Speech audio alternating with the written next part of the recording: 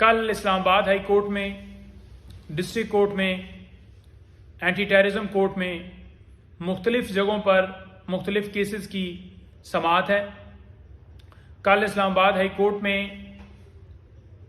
Cipher case के अंदर जमानत की दरख्वास्त के ऊपर समाअत है और उसके साथ साथ हमने क्वैशमेंट की दरख्वास्त दी हुई है कि इस FIR को क्वैश किया जाए और जो इन कैमरा प्रोसीडिंग्स की जा रही हैं, जेल के अंदर अदालत को ट्रांसफ़र किया गया है उस नोटिफिकेशन को कलअदम करार देने के हवाले से, और ये जो अदालत कंस्टिट्यूट की गई है इस हवाले से भी तमाम हमने गुजारिशात इस्लामाबाद हाई कोर्ट के सामने रखी और 3 हफ्ते से ये फैसला महफूज किया गया है।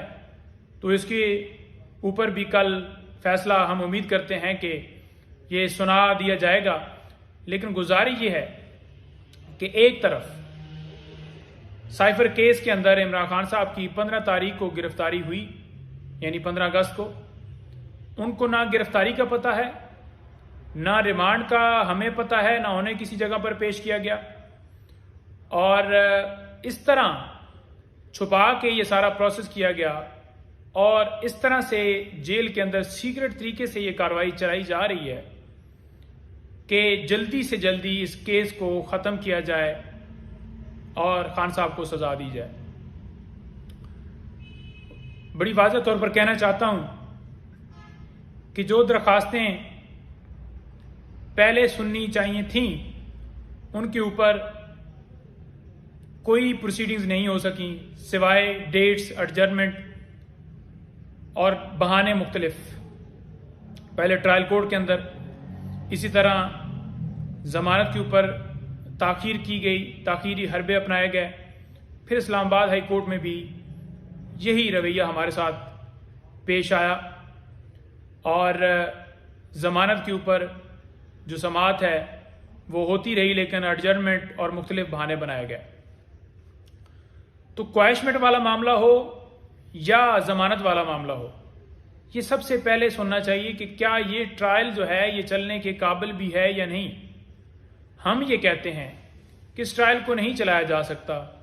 ऑफिशियल सीक्रेट एक्ट के तहत ये जो मुकदमा दर्ज किया गया है यही गलत है। ये अमेंडमेंट से पहले का जो वकूआ है, यानी कि 2022 के अंदर ये अक्रंस हुआ और अमेंडमेंट्स जो है अगस्त 2023 में इस FIR के बाद की गई, तो लिहाजा उस ऑफिशियल सीक्रेट एक्ट का इतलाक ही नहीं होता और डिटेल्स उसके अंदर मैं इस वक्त नहीं बताना चाहूँगा क्योंकि दूसरे केसेस के हवाले से आपको अपडेट देनी है कि ओवरऑल कल समातें किन बुनियादों के ऊपर हो रही हैं। तो उसके साथ साथ ये बताता जाऊँ कि कल इसी तरह से 6 जो प्री रेस्ट बेल्स हैं वो डिस्ट्रिक्ट कोर्ट में हैं और ये जमानतें जो हैं इमरान खान साहब की इस बुनियाद के ऊपर खारिज हुई थी कि उन्हें अदालत के अंदर आए नहीं हैं। हमने दरख्वास्त की थी कि उन्हें अदालत के अंदर पेश किया जाए, वीडियो लिंक के जरिए भी हाजिरी लगाई जा सकती थी, लेकिन ऐसा नहीं किया गया। लिहाजा वो जमानतें खारिज की गई। हम इस्लामाबाद हाई कोर्ट में हुए, वहाँ पर चैलेंज किया, रिविजन्स फाइल की गई, वो रिविजन्स हमारी एक्सेप्ट हुई, दरखास्तें हमारी एक्सेप्ट हुई और खान साहब की प्री रेस्ट बेल्स जो हैं वो बहाल हो गई। उनके ऊपर कल समाअत है। इसी तरह से 3 और प्री रेस्ट बेल्स जो हैं वो एंटी टेररिज्म कोर्ट के अंदर हैं, वो भी इसी तरह से वो भी खारिज की गई थी और सारा प्रोसेस इसी तरह से हुआ और वो उनके ऊपर भी समाअत है। ये जो 9 केसेस हैं, जैसा कि आपको पता है कि 200 के करीब जो केसेस बनाए गए सारे ही बोगस, झूठे, ज्यादातर जो है दफा 144 की खिलाफ वर्जी। पूरी जिंदगी में इमरान खान साहब के ऊपर एक कंप्लेंट, एक FIR, एक ऐसा जो ये जुर्म, हर रोज कोई ना कोई एक नया प्रोपेगेंडा, हर रोज एक नई FIR, हर रोज एक नया केस बनाया जाता है, वो हमने नहीं देखा।